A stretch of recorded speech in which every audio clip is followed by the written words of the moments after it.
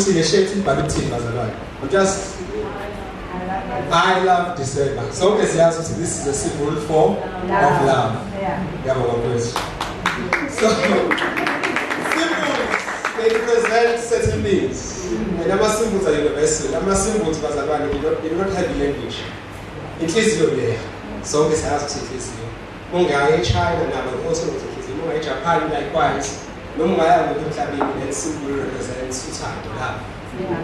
Likewise, us as a we have a symbol that represents us. We have a symbol called Yeah. it's Pamban. It's Pamban was a lot. Yeah. Then what does this Pamban signify? Well, it symbolizes something. Does anybody know what this Pamban signifies? It's Pamban was a lot. Unfortunately, it symbolizes a sacrifice. Yeah. It symbolizes persecution. It signifies pain.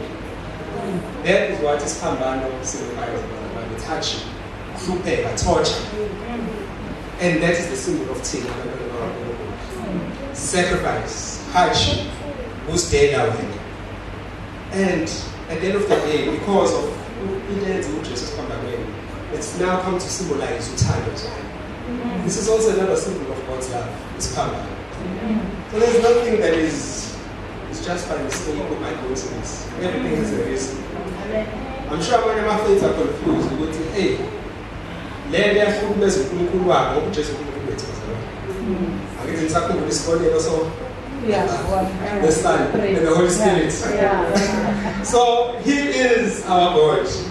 And now to ask themselves, why do we have a symbol of the very thing that our Lord was crucified on? Because it symbolizes just that, it symbolizes the pain. But because we know the truth of His command, of what happened on the source command, the sacrifice, we know that it also symbolizes love.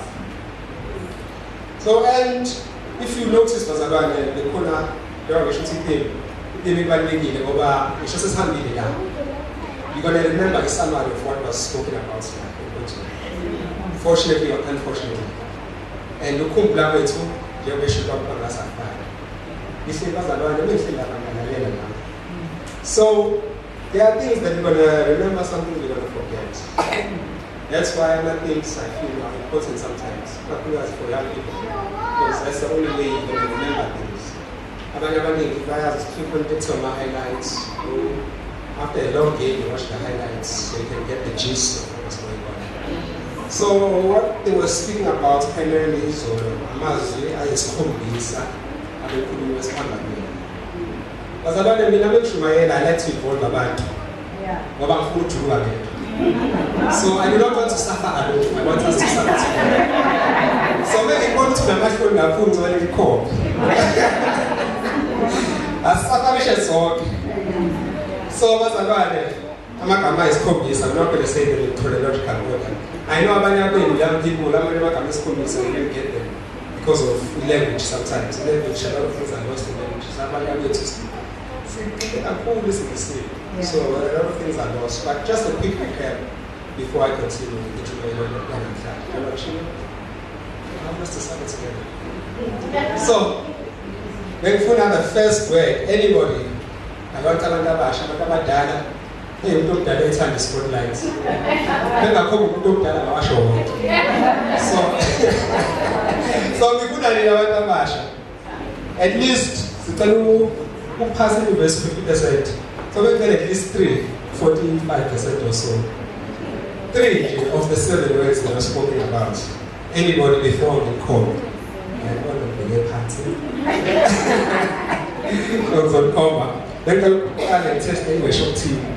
The worship team. Wait, they are going to Tasha Babu music and equipment. They are going to Tasha Babu music and equipment. That one, Madam Chanda, who over there. Hello, the Jacob, who's Sweden. Is all. Hello, the who hold the morning and the water. Maybe you could believe that I will more. What if we have is we remember something, you remember something. Let me see. Worship team. Teaching. I will take it to one for the back.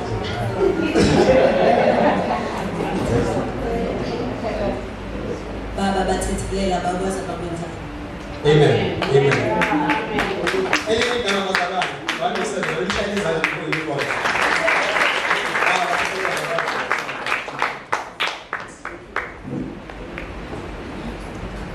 Ake Thongumela phansi. I'm sorry sekukhuluma ngathi ngisethaveni. Okay bazalwane. Abangazi I'm very loud outside but then ngiphambi abadala yehla volume. Unfortunately, but one day izophela inhlonipho ngibemeze phambili. So bazalwane eligama young people wona kubalulekile ukuthi zona kuphakathi izandla. Sabafonela bese kitchen. Gomi. Amen.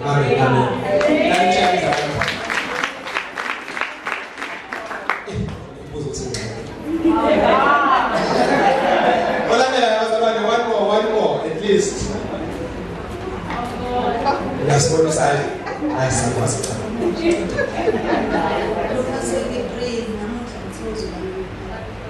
Amen.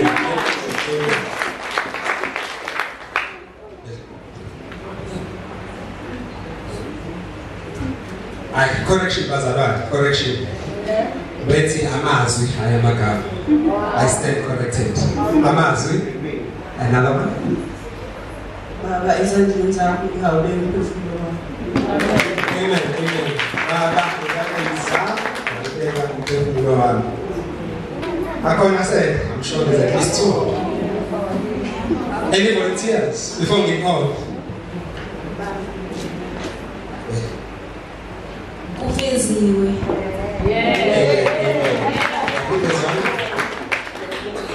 Mama bheka indodana bheka unyoko. Jesu akathanda umama. Sebelile amagama bazalwane. Amazwi correction. Ngisabalanga phela ngoma. Yakhona ukuthi sekamba. So amazwi lawo bazalwane ayisikhombisa. Abekhulunywa uJesu esiphambili. But amongst the amazwi there's other words also that were spoken. When uJesu ekhona elenga lapha esiphambili bazalwane. And for me the most impactful words I think are found in Matthew.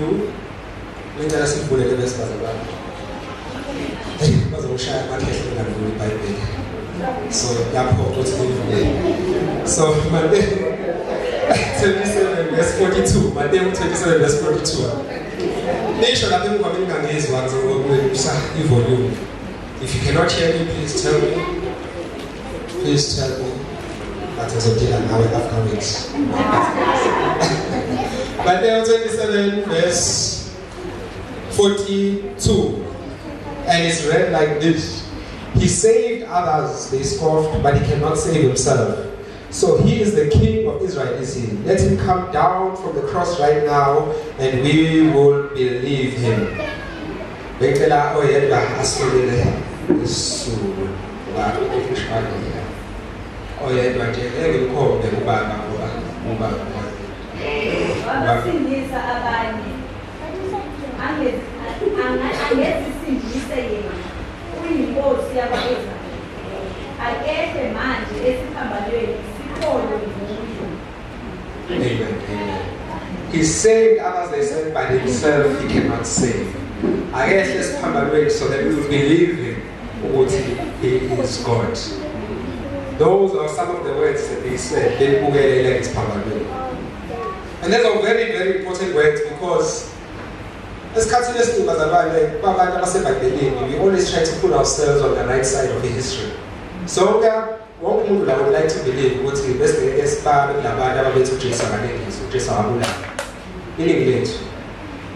in English would believe what would like to believe what would listen to God's commandments, would follow God and Moses' commandments. A lot of us would believe that. A lot of us would like to believe that Peter, so Johann, to Matthew, I never feel Judas. Some of us would like to believe that because we like to put ourselves on the right side of history. That is human nature. But I know today, there will be people like that. They don't chase your next permanent is how. Why does it be why I was with this again? Why I guess you imagine it so believe and then to equals. Some of us amongst this room, putting majority into your soul. We go to the social journal, uphilisa abafile abangaboni babebona abangahamba behamba kodwa yena akwazi ukuzehlisa isiphambanweni. Some of us besizoba nayo leyo mbuzo ngoba njengabantu ukukholwa kwethu or our faith incane. So laba bantu, by asking this question, they wanted inkolo noma they wanted a religion, or they wanted to believe in a God who doesn't sacrifice himself. They wanted a religion noma inkolo without a sacrifice. So befuna inkolo engenaso isiphambano. Ngoba if isiphambano signifies Christianity and we are the followers of Christ, what does that mean for us? Uthi nathi sohlupheka besihamba emhlabeni. We will undergo hardships as we walk this earth. Because that is our symbol. Uthi abakholelwa kuyena abathatha iphambano zabo bamlandela. That is the call that uNkulunkulu gives us. Uthi we must follow him. We must take upon iphambano zethu nathi simlandele. So that is what they wanted. They wanted inkolo engenaso isiphambano. Njengoba bemhleka. Nathi today bazalwane, I know ukuthi bese zifika ivumo noma ifika inkinga siyaba nembuzo nathi. Siyaba nongabazi. I for one, I'm not afraid to admit it, nami ngibe nongabazi sometimes. Ngoba I undergo hardships, believe it or not. Ngibona ngihappy ngitshela ukuthi konke kuhamba kahle. And also, I also undergo hardships. And it's difficult sometimes. Iba khona imibuzo for uNkulunkulu, why? Why me? Why am I going through this? Why can I not stop doing what I need to? Those questions arise in our journey as a man. But God willing, I've kept the faith so far. And hopefully it goes as a trainer as I continue on my journey. Hopefully. We pray. That's always Gabon. Meantime, as I don't really appreciate it as well. I promise I'll donate half of it my so imagine please. But it's difficult as a young man. It's not easy. And I wouldn't mind associating myself, but I think you must follow Christ. They wanted a faith without sacrifice, a faith without this pampan. I guess a man shall believe that he is God. But Tina, despite Jesus Christ, we believe. We believe. Says Tabata is there to Ipaman. So as they wanted the religion, about Judah they wanted many signs, about Judah they wanted miracles. So according to the Greeks, were in pursuit of knowledge, the Jews wanted signs and wonders. We read about that in the Bible. And those people who wanted as Papa, there are many parts of pillar. And nowadays it's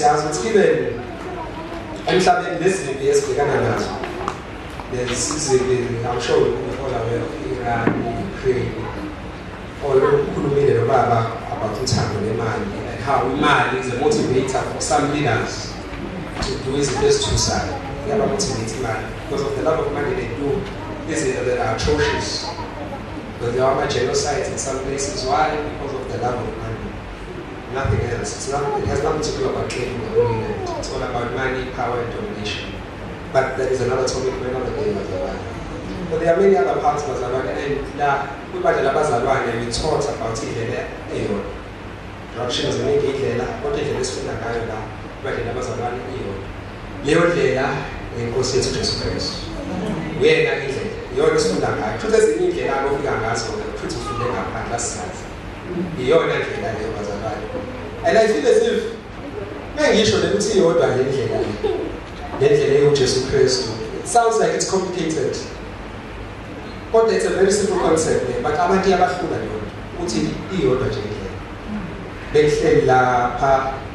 one of you audience looking up, Pope, the Roman Catholic Church. We'll get a bit into about the Roman Catholic Church because I'm not going to say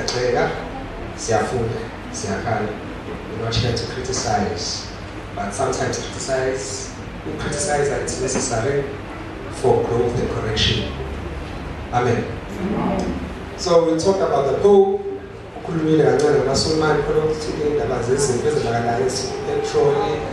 everything. And as I said, I'm here to talk about the way, the one true way, the one true path, which is Christ Jesus. Let us from the 1 Corinthians chapter 1 verse 20. Of who decided to all the wisdom of the world is useless to our Lord. But then it's just simple to understand, but people fail to understand. Which are all with the Son Jehovah.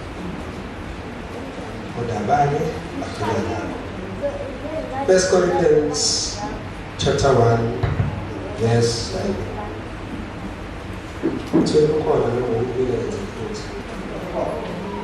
1 Corinthians chapter 1 verse 20. Ngicela uyedwa sifundele. Inebhayibheli lamahhala la ifonele ikho. So verse 20. I'm serious. Verse 20. Now I feel convicted. Khona beshilo umzalwane indaba yamafoni, amabhayibheli esemafonini. Siyangishaya ke ngoba manje umzalwane. Yes, please. Isazi na. Uphi umbhali na. Uphi umphikisi walesi sikhathi na. uNkulunkulu kakwenzanga kube yize ukuhlakanipha kwalelizwe na. Amen. Amen. That last part specifically, ukuhlakanipha kwezwe kuyize. Ngoba bazalwane, even ukuhlakanipha konke emhlabeni, we read about other Greek empires, the Roman empires. Even with all their wisdom and knowledge, they could not get to the truth of Christ Jesus being Lord. They couldn't get to the truth of God being our Redeemer, God being our King, God being the creator of all things. Because the Greeks are known for their knowledge, the Romans also are known for their knowledge, but they could not come to the truth. But fortunately, there was an emperor who changed his ways and changed the religion to be a Christian of the Christian faith. So bazalwane, ziningi izindlela. As I said, Islam, atheism is a way, amadlozi ngenye indlela leyo. And zonke lezi ndlela bazalwane have their own principles in intent. Zonke lezi ndlela abantu abazihambayo zokukholwa, there are laws and principles that they must abide by. If you're an atheist, you have to believe in scientific laws and principles. If you're a Jew, you have to believe that the Messiah has not returned. If you're a Muslim, you have to believe in the laws and principles laid by Muhammad. So all these parts have laws and principles that they abide by. There are laws and principles that we should abide by. All of us, even if we are Catholic, even if you're Protestant, and we fall under Protestant, even if you're Anglican, no we say Zion that we as Christians must all abide by and all must follow, so that we can be at the very minimum considered Christian. And the number one thing, as you know, the longer an institution is there, the more corrupted it becomes. The older an institution is, the more corrupted it becomes over time. That's how it is in Klabe. And we'll get into that, a bit more to that later. Volume. Okay, sorry, Bazaban. Sorry. So, number one principle for Abadwana Bagankunukun. Number one principle is Christ and Christ alone. That's number one. Christ and Christ alone. In Latin, it's solus Christus. Christ and Christ alone. As in the 16th century, there was a Reformation. Why was there a Reformation? As I said, our institutions are banned over time, they become corrupted. Why do institutions made by about institutions as a one I think that's the best way to describe what an institution is. Institutions over time they become corrupted. Why are they corrupted? We are corrupt. By nature, abantu are corrupt. So all have fallen short of the grace of God. So we are corrupt. So anything that we do build over time it will degrade and be corrupted because its source is corrupted and degraded. That is the nature of all things created by mankind. No matter how big and strong a building is, if it's been built by men, it will tumble over time. That is the nature of izinto ezakhiwa abantu. That is the nature of izinto ezakhiwa abantu. Ngoba inhliziyo zethu are corrupted, really are corrupted. So they will degrade over time into eyakhiwe umuntu. That's why you must always focus on uNkulunkulu and izinto zaNkulunkulu. Ngoba zonke ezinye izinto zizodlula. Amen. Amen. So Christ alone bazalwane is the only mediator between uNkulunkulu nabantu. Nguyena umlamlelisi. What is it to mediate and intercessor? Mlamleli, I think. Only Christ is the only one who can mediate between God and man. Akekho umuntu ongasikhulumela uNkulunkulu besides Christ. Why do I emphasize this point, bazalwane, and why did the Reformation in the 16th century, led by Martin Luther, emphasize this point? Because of the institution of the Catholic Church. As institutions grow and continue, there is traditions or cultures. There are traditions and cultures that are adopted by institutions so they can be able to run smoothly. So because of those traditions and cultures are massive by the Roman Catholic Church, the great bishop, which is the Pope, and he is the one who's given that right to intercess for the people. And I'm sure you guys have noticed they do this as well.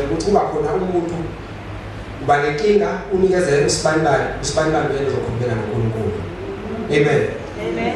Is this foreign? I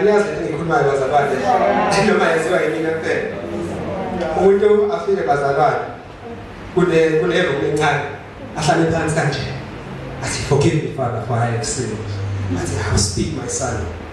They say he intercesses for him on behalf of that person. But still, who know the truth and who know of the scripture, we know that it's only Christ and Christ alone who's a mediator between God and man. For I have sinned. But there's only one name that we should call to if we have sinned. Then let us look at 1 Timothy chapter 2 verse 5. 1 Timothy chapter 2 verse 5. I just want you to see because I'm not making this up.